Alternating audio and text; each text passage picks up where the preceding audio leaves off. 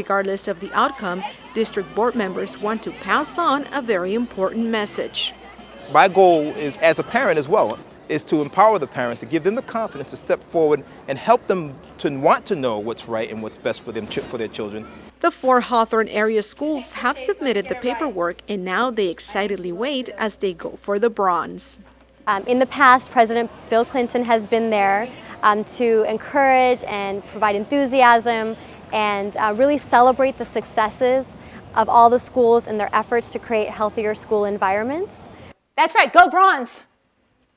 All the schools meeting the 8 required criteria for the national competition will be acknowledged at a national ceremony to take place in New York at the end of June.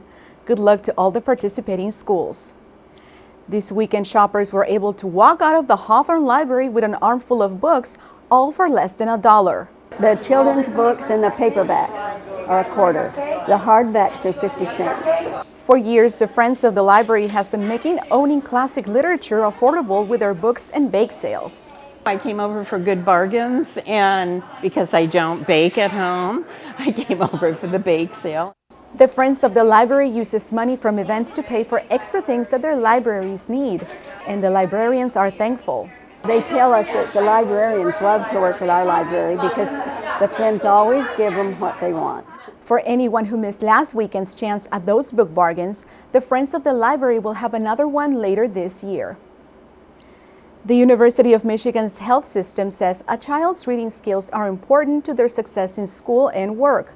The Hawthorne's Public Library celebration of National Library Week allowed preschoolers to work on those skills with a fun and imaginative activity. HCTV's Sergio Munoz has the details. It was a typical day in the library, except for an eager group of youngsters. We have got some books to read today. Before the main event, Councilman Denny Juarez discussed the number of times the kids had visited the library. Like 7 times. 7 times? Councilmember Juarez has been participating in Hawthorne Library Storytime for the past 6 years. It's not reading to the kids, it's reading with the kids. Juarez demonstrates how that's done. It is cooking now, I'm telling you. Okay. I think we got the kids all involved. One book that I think they could really relate to, and that was Mean Soup. Audience members had the privilege of learning the recipe to the soothing soup: water, salt, and a scream. And although mean soup is best prepared at home, there is still much encouragement to visit the library. I just hope everyone takes advantage of coming to the library. They offer a number of services, and they're here to help. National Library Week was first sponsored in 1958 by the American Library Association to promote library use and support across the country with all types of libraries. Sergio Munoz, HCTV. To learn about Hawthorne's library programs, contact them at 310-679-8193. For the past 15 years, the Weisburn Education Foundation has been supporting the educational programs for the K-8 schools in their district, and this year they did it with one of their very popular events. With a steady pace and lots of smiles, kids and adults joined the walk at the annual Rock Around the Block event to help raise funds for music, art, and nutritional programs at the Weisburn School District. We're trying to do everything we can to sustain the arts and actually expand them because it's so much a part of a balanced education. For the past 8 years, Scott Morgan has been the driving force behind the fundraiser. He says depriving students from educational programs that engages their artistic talent is not an option. Our Ed Foundation is huge believers of how critical the music programs are for a student's brain and how they develop. So we have been committed to making sure that the music program will not be dropped from our districts. The event kicked off with a live performance of the national anthem, played by 2 music students who were excited and grateful to know the funds will go toward fixing things like some of our equipment, some of the keys, they've been really old, they've been playing here for a long time. Some of the keys have been broken. Thank you for helping us raise money and stuff. A silent auction offering autographed memorabilia, games, and rides made for a festive day. People also indulged in the mouth-watering burgers, hot dogs. Educational booths also offered great deals for museum lovers. It's free memberships for children under 18 years old, and they don't have to renew it or anything. It's good all the way until they're 18. Rock Around the Block is considered to be the biggest fundraiser event for the Weisburn School District every spring, with 100% of the funds going toward all 4 schools in the district. For more information on the Weisburn Education Foundation, visit www.weisburnfoundation.org. And for information on free memberships to the LACMA Museum, call 323-857-6000. When we return, we'll show you why these kids are racing to the grass.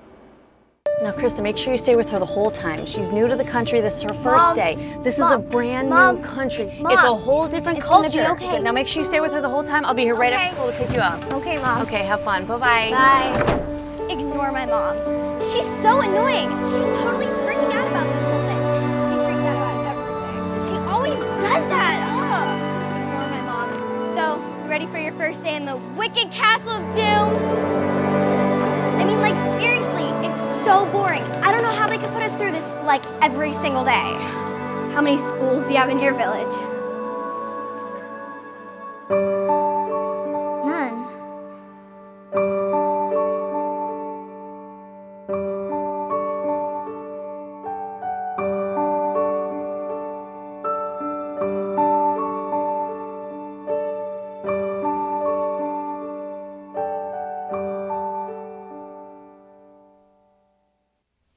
Hi, my name is Sergeant Robbie Williams of the Hawthorne Police Department. Today I will be sharing with you a few safety tips that you can deploy in order to keep your place of business as safe as possible. The first one is to remove all posters and stickers and merchandise from your windows. This allows officers that are passing by your business to look into your business to ensure that all is well. The second tip is to make sure that your updated surveillance video equipment does work and that it is functioning. And the third being that your address can be clearly seen from the front of your business and from the back of your business. And you want to also ensure that you have proper and adequate lighting and locking devices to protect your property. You'll find out by deploying these strategies and these tips, your business will remain crime-free. Thank you. You're watching Hawthorne Community Television, Channel 22, quality programming for the city of Hawthorne. For over 20 years, the Richstone Family Center has had their annual Easter celebration. This year, the kids were treated to a variety of activities. Margaret Sharp has more. At the Richstone Center, every day is all about the children. And with close to 50 volunteers helping out, the Easter celebration was no exception. I think it's just great to let them have a nice time for a weekend and celebrate their Easter. Kids took full advantage of the festivities like arts and crafts and the Easter egg hunt. It's my favorite because you get to look for the eggs. Put legs, put eyes, put some candy, put a peak. My favorite thing is that people are here and that they could enjoy what they're doing right now. For many of the kids, events at Richstone have become a family tradition. My older sister used to come, then my older cousin, then my cousin after that, and then my cousin now. Making this weekend enjoyable was the top priority for 14-year-old volunteer Genesis. To make someone's weekend maybe possibly one of their best weekends, I think that's pretty awesome. The center has tried to make the event as engaging as possible for their families. It's an opportunity for them to be involved in arts and crafts, duck tosses. I see pennies being tossed into circles. The most popular event was, of course, the Easter egg hunt. That began with a stampede of children. Even though these volunteers work hard for free, the payoff is priceless. It makes me happy to being able to make them happy and enjoy their time here. And as Executive Director Ramirez says, it's a day for families and fun. For HCTV, I'm Margaret Sharp. The Richstone Center has been active in the community for over 35 years and works with families to prevent abuse and treat children. For more information about the center, go to www.richstonefamily.org. Another annual tradition put on by Richstone is their peer-to-peer event to raise money for their programs and to assist abused children. In our next City News, we'll take you to that popular event. Children and parents came to the Hawthorne Memorial Center for a family tradition to visit with their furry egg-hiding friend.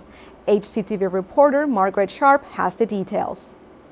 Kids were lined up all morning to see the man of the hour, and it wasn't one of the Jonas Brothers, it was the Easter Bunny.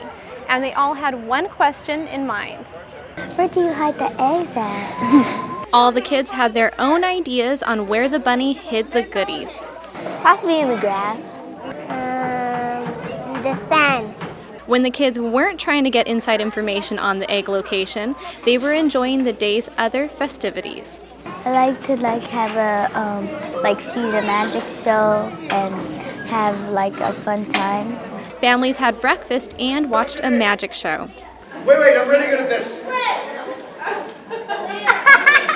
You're right, it is. And even though many of the kids had a great time watching the magician, the real star of the show was, of course, the bunny. You know how they react when they see that bunny. They just love the bunny. At the end of the day, the kids got what they were waiting for, an egg hunt with their favorite guy. For HCTV, I'm Margaret Sharp. The egg hunt was a success, and organizers made sure that each and every child walked away with an egg. Next month, the annual Canine Barbecue Dinner will be held at the Hawthorne Memorial Center. The event is put on by the Hawthorne's President's Council to help raise funds for the Hawthorne PD Canine Unit. The event will be held on Thursday, May 19th between 5 and 8 p.m. El Camino College recently hosted its 13th annual All Nations Powwow on the campus track field. It's an event that includes drumming, singing, and what it does is not only does it honor their native culture, but it also gives them a time to celebrate and a little bit of spirituality along with the good times that they have here. It's a tradition that began 50 years ago by a Native American El Camino College student who wanted to share his cultures with the community. I think one important aspect to remember is that powwows aren't just for Native Americans. They're an event that everyone can enjoy and everyone can come together and learn something from.